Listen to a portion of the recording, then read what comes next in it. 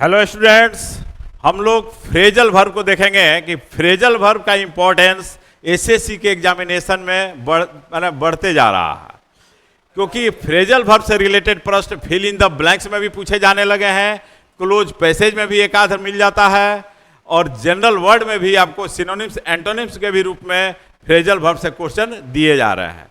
तो हम लोग देखते हैं कि फ्रेजल वर्ब क्या है।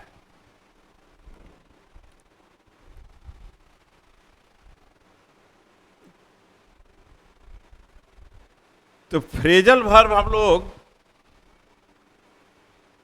देखिए, जैसे कि एक वर्ब दिया हुआ है, देखिए जैसे आस्क दिया हुआ है, नहीं तो आस्क में एडवर्ब प्रीपोजिशन या एडवर्ब और प्रीपोजिशन दोनों लगा दिया जाता है। और इसके बेसिक मीनिंग, आस्क मतलब क्या होता है? कहना, पूछना, नहीं, लेकिन जब प्रीपोजिशन लग जाता है या एडवर्ब लग जाता है तो बिल्कुल इसका मीनिंग चेंज कर जाता है, वह एक अलग अर्थ देने लगता है।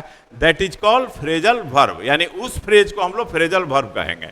जैसे आस्क है, आस्क में इन प्रीपोजिशन लग गया, यहाँ फॉर प्रीपोजिशन लग गया, यहाँ आफ्टर प्रीपोजिशन लग गया, तो इसका मीनिंग चेंज कर जाएगा। और ये आपको एग्जामिनेशन में किस तरह से पूछा जाता है यह पहले समझ लीजिए।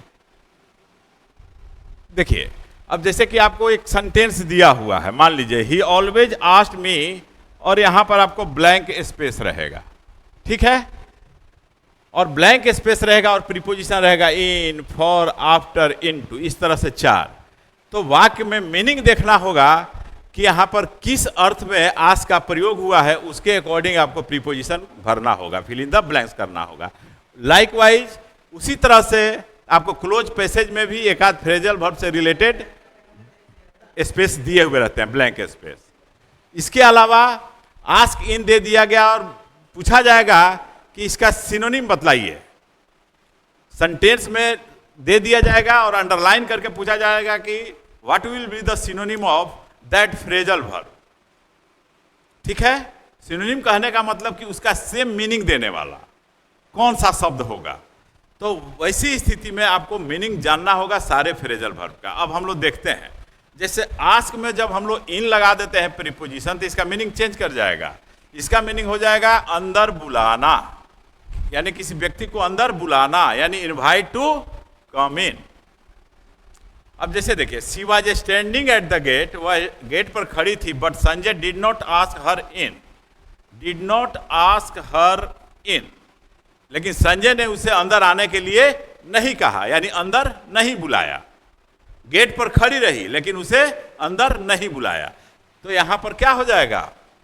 फ्रेजल वर्ब का यूज, जैसे यहां आस्क दिया हुआ है, यहां इन दिया हुआ है मान लीजिए, तो ब्लैंक स्पेस यहां भी रह सकता है और ब्लैंक स्पेस यहां भी रह सकता है, ध्यान रखिएगा। वहां भी डिफरेंट वर्ब आपको दिया हुआ रहेगा, लेकिन इस प्रीपोजिशन के साथ कौन सा वर्ब इस मीनिंग में प्रयोग किया जाएगा वो आपको ध्यान देना है। या मान लीजिए आस्क वहां दिया हुआ है तो यहाँ इनके साथ, इनके पास ब्लैंक स्पेस रहेगा, वह जहां आपको भरना है। अब देखिए दूसरा जैसे है, आस्क में जब फॉर प्रीपोजिशन लग जाता है तो इसका मीनिंग हो जाता है मांगना। मांगना मतलब क्या? Ask somebody to give something, यानी किसी व्यक्ति से कोई चीज मांगना। नहीं, he always asked me for some help और द अदर। अब मान लीजिए कि यहां पर ये है, यहां पर ये ब्लैंक स्पेस, कोई एक ही जगह ब्लैंक स्पेस रहेगा। अगर यहां फॉर है तो यहां पर आस्क, टोल्ड, कुछ और भी रह सकता है, इंक्वायर्ड, इस तरह से वर्ब दिया हुआ रहेगा। तो आपको इसका मीनिंग देखना होगा कि क्या आ रहा है, कि वह हमेशा कुछ ना कुछ हमसे मदद मांगते रहता है। तो मदद मांगते रहता था, इसका मतलब क्या हुआ कि इसके साथ आस्क फॉर जो है कि फ्रेजल वर्ब मीनिंग देता है कोई चीज मांगने का।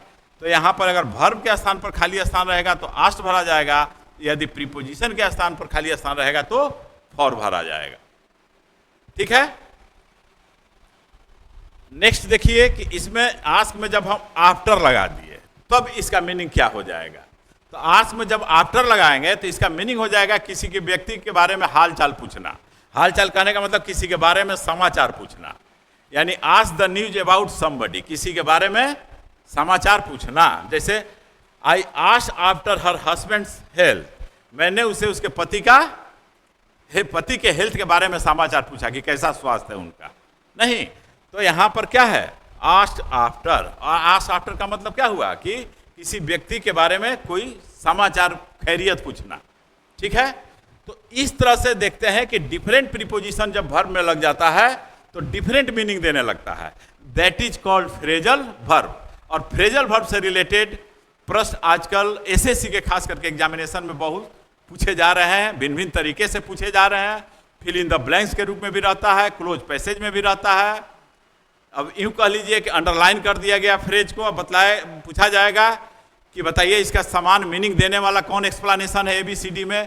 तो जब तक आप सारे चीज को नहीं जानेंगे उसका आंसर नहीं कर पाएंगे। इसलिए एक एक, दो दो, पाँच पाँच, मैक्सिमम 5 तक कीजिए ना, यानी 5 फ्रेजल वर्ब डेली यूज कीजिए। तो डेली फ्रेजल वर्ब कहने का मतलब ये नहीं कि 1 2 3 4 5, ये 4 वर्ब से रिलेटेड। बात समझ में आई?